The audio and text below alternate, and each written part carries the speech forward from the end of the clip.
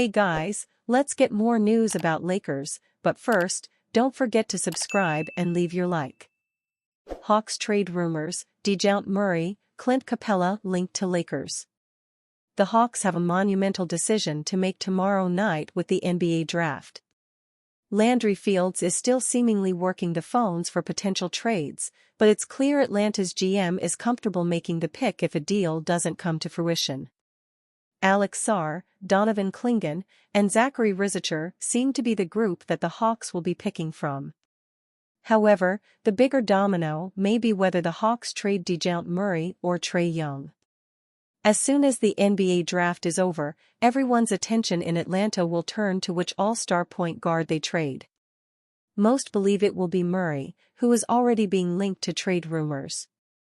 Jake Fisher of Yahoo Sports brought up the Hawks and Lakers conversations during February's trade deadline, mentioning Los Angeles' number 17 pick in this year's draft. Los Angeles has also made that number 17 selection available via trade, sources said, as the Lakers have evaluated the market for a significant contributor alongside James and Davis. The Lakers, remember, held serious talks with Atlanta about acquiring DeJounte Murray in the lead-up to February's trade deadline, Fisher wrote.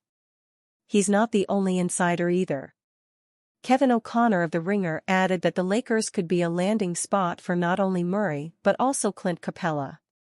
If Murray is LA's target, then it'd be easier to match salaries in a trade for him before his contract extension kicks in on July 1st. And if the Lakers are looking for a center to allow AD to play power forward more frequently, then perhaps there's a deal to be done for both Murray and Clint Capella, who is being shopped around by the Hawks, according to league sources, O'Connor wrote. The question that O'Connor posed, would Rui Hachimura, Gabe Vincent, and Russell Plus picks get it done? The answer? Hell no. The Hawks are expected to move Capella this year, but Murray is the real catch.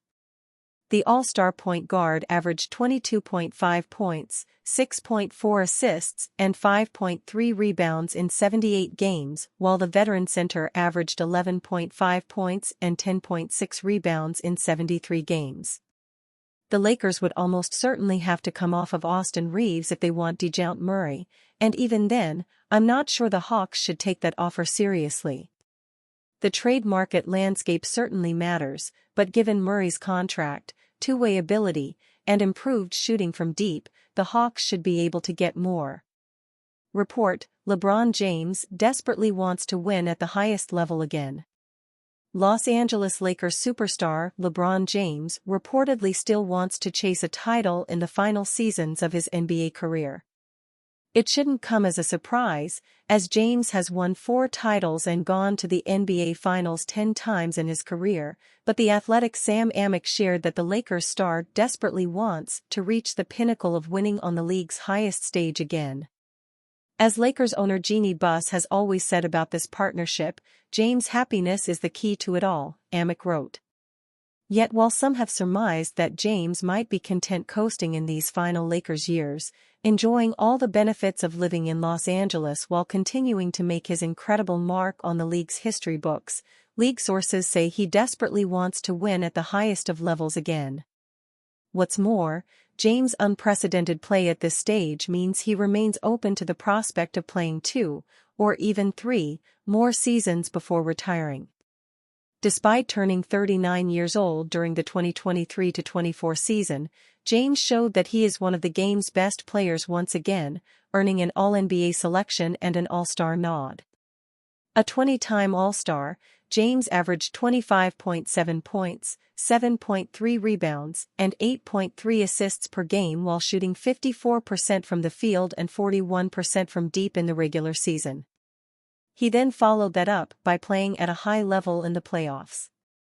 The 4-time NBA Finals MVP averaged 27.8 points, 6.8 rebounds, and 8.8 assists per game across 5 games against the Denver Nuggets. During James' time in Los Angeles, the Lakers have had postseason success, winning the NBA Finals in the 2019-20 season in the Orlando, Florida bubble, but they have only made the Western Conference Finals one other time in James' tenure, the 2022-23 season. While James has a player option for the 2024-25 season, it appears the Lakers are operating as if he will be back. That means that he will be paired with Anthony Davis, an All-NBA selection in the 2023-24 season, for yet another year, which should give the Lakers a chance to compete for a title. If those two players are at the core of what you're building, we like our chances, Lakers general manager Rob Pelinka said. And, of course, we'll continue to have conversations as we approach free agency here, in the next week or so, of how we want to tweak or make roster changes, to put the Lakers in a competitive position built around those two players.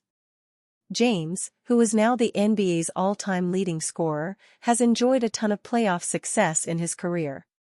There's no doubt that he can still be a top player on a team, but the Lakers need to surround him with the right pieces to truly compete for a title in a loaded Western Conference.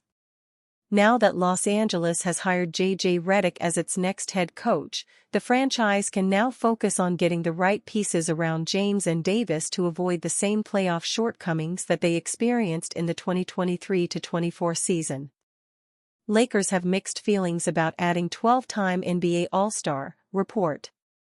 The Los Angeles Lakers are not all in on adding 12-time NBA All-Star point guard Chris Paul if the Golden State Warriors waive him, according to NBA insider Mark Stein. I keep hearing that Paul, if he actually makes it to free agency at some point, would draw interest from the Clippers as well as the Lakers.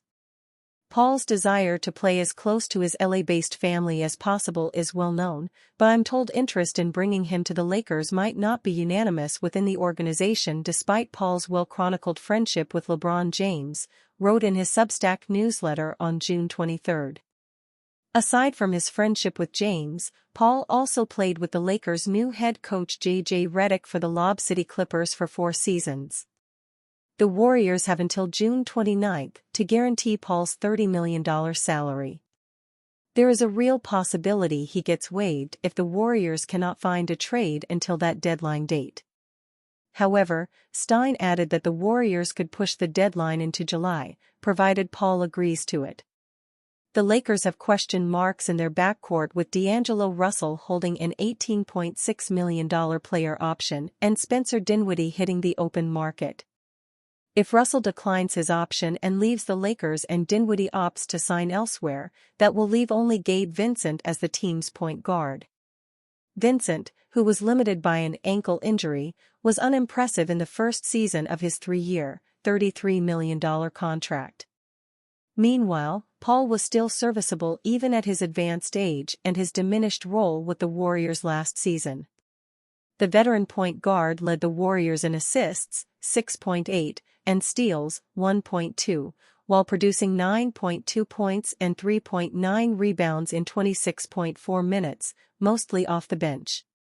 If Russell declines his option and leaves, the Lakers will have the $12.9 million non-tax mid-level exception to sign a free agent. Giving that to a 39-year-old point guard, who missed 20 or more games in each of the last 3 seasons, is an unwise move. Bleacher Report's salary cap expert Eric Pincus said the Lakers have to bet Paul does not get an offer above the veteran's minimum in the open market. Chris Paul will probably be a free agent, Pincus said on Buha's block on May 20. There is a reasonable chance he gets traded or just cut by the Warriors. LeBron, James, and Paul obviously have a close relationship. There is a universe where the Lakers sign Chris Paul. I don't think it's outrageous. I would be remiss without mentioning Chris Paul as a real possibility. It makes a lot of sense to me. Is Chris coming for the minimum? I don't know. I don't want to say he comes cheap to the Lakers, but in the absence of a better offer I could see that. If healthy, Paul can provide stability in the Lakers' backcourt to help first-time coach Redick. Paul can also spread the floor for James and Anthony Davis with his mid-range game and pick-and-roll game. And you fan? What do you think of the situation of Chris Paul? Leave your opinion in the comments.